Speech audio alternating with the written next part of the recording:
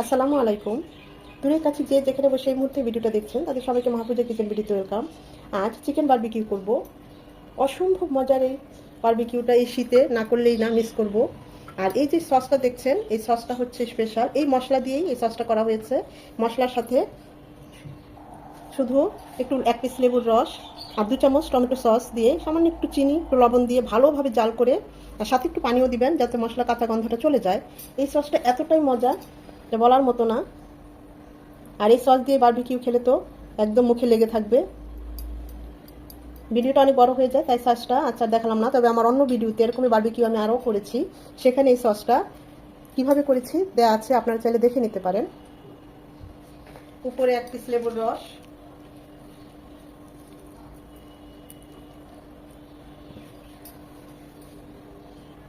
আজকের এই বারবিকিউটা ঘরেই প্যানেই তৈরি করেছি। দেখুন, রেস্টুরেন্টকেও হার মানাবে আমাদের এই চিকেন বারবিকিউটা। খেতে এর চেয়েও বেশি মজা হয়েছে, সত্যি বলছি।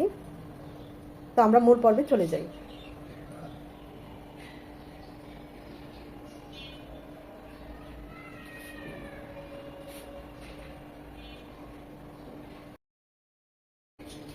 বারবিকিউ করার জন্য এখানে আমি মুরগির লেগ পিস, ব্রেস্ট নিয়েছি, 6 পিস নিয়েছি এবং এইভাবে কেটে নিয়েছি হাড় পর্যন্ত, যেন মশলাগুলো ভালোভাবে ঢোকে, তাহলে ভাজতেও ভালো হবে এবং খেতেও ভালো হবে। খুব ভালোভাবে ধুয়ে পানিটা চড়িয়ে নিয়েছি। প্রথমে যেটা করব, দিয়ে দিব স্বাদ মতো লবণ। এখানে লবণের পরিমাণটা একদম অ্যাকুরেট হতে হবে, তা না হলে কিন্তু আমরা যেটাই করি না কেন, ফ্রাই করি, বারবিকিউ করি, যাই করি না কেন, দেখবেন একদম ভালো লাগবে না। 2 চামচ মরিচ গুঁড়ো, ঝালটা লবণটা যে যেমন পছন্দ করেন ওই অনুযায়ী দিবেন। আমি 2.5 চামচ দিলাম। 1 চামচ হলুদ গুঁড়ো, হলুদ গুঁড়োটা একদম অল্প দিবেন কালারের জন্য। 3 টেবিল চামচ বারবিকিউ প্যাকেটের মশলা, সেটা দিয়ে দিচ্ছি। এটা দিলে খুব সুন্দর একটা ফ্লেভার ক্রিয়েট হয়, টেস্টও ভালো আসে। 1 টেবিল চামচ ভাজা জিরে গুঁড়ো, 1 টেবিল চামচ গরম মশলা গুঁড়ো, 2 চামচ আদা রসুনের পেস্ট, 2 চামচ সয়া সস,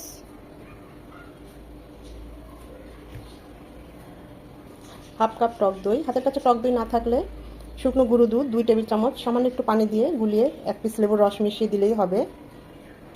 কালারের জন্য দিয়ে দিচ্ছি রেড ফুড কালার। এখানে চাইলে জর্দার 2 চিমটি জর্দা রঙটাও দিতে পারেন, কালারটা খুব ভালো আসে তাই দিলাম, তাইলে এই স্কিপ করতে পারেন। হাফ কাপ সরিষার তেল। সব কিছু দিয়ে আমি খুব ভালোভাবে মাখিয়ে নেব। আমি তো এখানে সয়া সস দিলাম, আপনারা চাইলে সসের পরিবর্তে বারবিকিউ সসটা দিতে পারেন। আমিও বারবিকিউ সসটা দেবো শেষে। আর যদি বারবিকিউ সস হাতের কাছে না থাকে, সয়া সস দিয়েও এটা করতে পারেন। আবার চাইলে সয়া সস, বারবিকিউ সস দুটোই দিতে পারেন।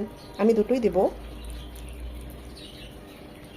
তবে হাতের কাছে বারবিকিউ সসটা না থাকলে সয়া সসটা দিয়ে করলেও হবে।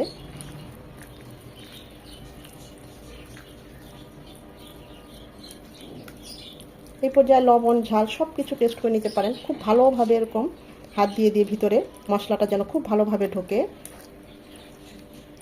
আমি কিন্তু এই পাশটাও কেচে নিয়েছি।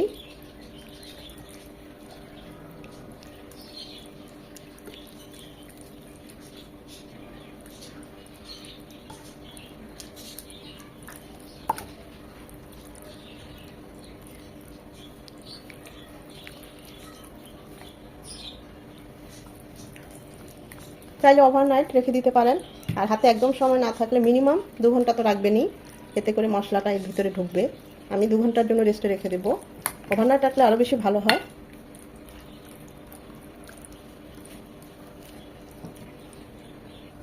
সব শেষে দিয়ে দেবো লেবুর রস। এখানে আমি বড় সাইজের একটা পুরো লেবুই নিয়েছি, ছোট হলে পাতাবি লেবু হলে দুটো নেবেন। এটা অবশ্যই দিবেন, স্কিপ করবেন না। এই বারবিকিউতে এই লেবুর রসটা খুব ভালো যায়, ফ্লেভার টেস্ট দুটোই খুব ভালো আসে। আবার আরেকটু আলতো হাতে ভালোভাবে মাখিয়ে নেব।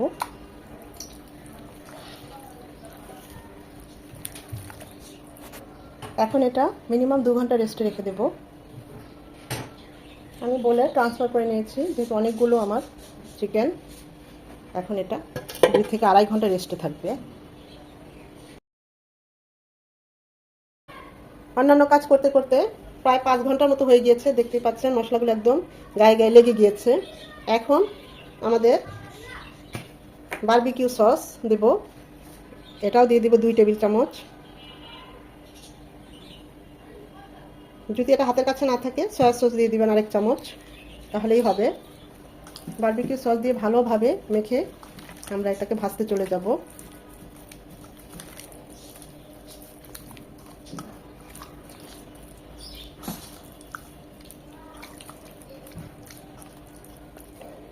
যদি দীর্ঘ সময় বেশিক্ষণ রাখেন অবশ্যই ফ্রিজে নর্মাল টেম্পারেচারে রেখে দিবেন গরমের দিনে, তা না হলে কিন্তু এগুলো নষ্ট হয়ে যাবে। আর যদি শীতকাল হয় 2 থেকে 3 ঘন্টা নর্মালে রাখলেই হয়।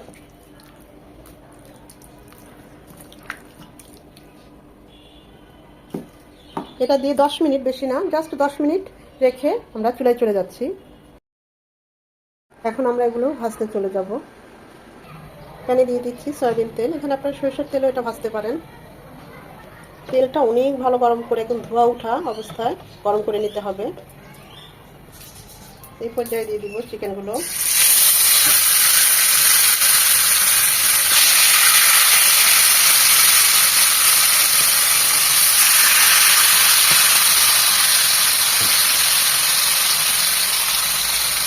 প্রথমে 2 থেকে 3 মিনিট চুলার হিট একদম হাই হিটে রাখবেন।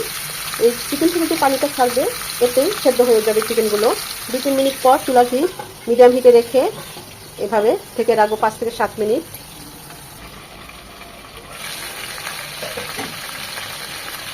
7 থেকে 5 মিনিট পর ঠিক এরকম হবে, আমি এরকমই চাচ্ছি, একটু পোড়া পোড়া। এই স্মেলটাই বারবিকিউ সবচেয়ে ভালো টেস্ট। এত সুন্দর একটু স্মেল বের হয়েছে, বার্ন হবে আর স্মেলটা বের হবে। ওই পাশটাও এরকম 4 থেকে 5 মিনিট এভাবে মোট কথা সিদ্ধ করে নেব। এভাবে উল্টিয়ে পাল্টিয়ে ভেজে নিয়ে ভাজা ভাজাও হবে, সেদ্ধও হবে। এইভাবে উল্টিয়ে পাল্টিয়ে চিকেনগুলো ভেজে নেব।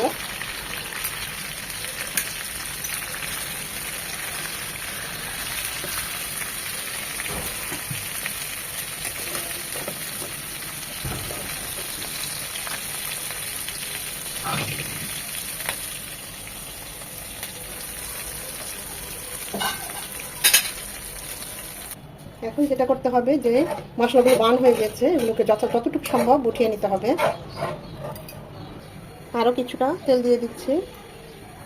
এখন আর চুলার হিট একদম হাই হিটে রাখতে হবে না, যেহেতু এটা সেকেন্ড বেচ। এই তেলে সেই স্মোকি ফ্লেভারটা আছে। মিডিয়াম রেখে এখন আমরা এই বাকিগুলো ভেজে নেব।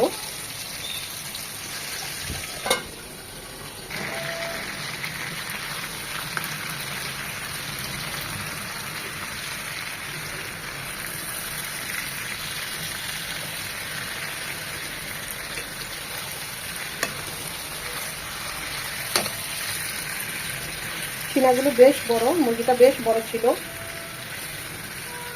এক একটা মুরগি 2 কেজির উপরে। ওই সাইডটাও 4 থেকে 5 মিনিট এভাবে ঢেকে ভেজে রান্না করব।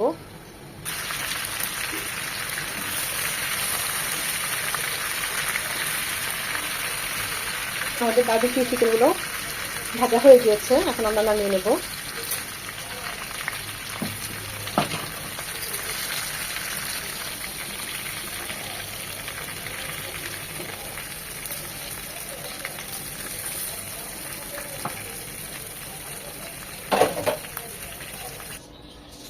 আমাদের বারবিকিউ চিকেন তো একদম রেডি। এটা যে কোনো কিছু দিয়ে খাওয়া যায়। এই বারবিকিউ চিকেনটা দিয়ে আপনি বার্গার করতে পারেন, বারবিকিউ বার্গার বা বারবিকিউ শর্মা, খুব ভালো হয়। আর এমনি এমনি তো খাওয়াই যায়, নান পরোটা সব কিছু দিয়ে এটা খুবই ভালো যায়। দেখতেই পাচ্ছেন অসম্ভব মজা হয়েছে, কতটা লুকসটা কত সুন্দর এসেছে। ঘরেই রেস্টুরেন্টের চেয়ে আমি বলবো এর চেয়ে বেশি টেস্ট, এর চেয়ে বেশি সুস্বাদু, ফ্লেভারফুল এই বারবিকিউটা হয়েছে। এখানে চাইলে আপনারা কয়লার স্মোকি ফ্লেভারটা দিতে পারেন, আজকে আর আমি দিলাম না। এমনিতেই খুব ভালো একটা স্মোকি ফ্লেভার চলে এসেছে। আপনারা একটু কয়লা চুলায় একটু পুড়িয়ে তারপরে একটু সামান্য তেল দিয়ে এখানে এই ভাপটা দিয়ে দিতে পারেন, সেটা আরও সেই লেভেলের একটা টেস্ট চলে আসবে। কতটা ইয়াম্মি হয়েছে দেখুন। এখন অনেকটা গরম, ধোঁয়া বের হচ্ছে। ধরা যাচ্ছে না, এতটাই গরম।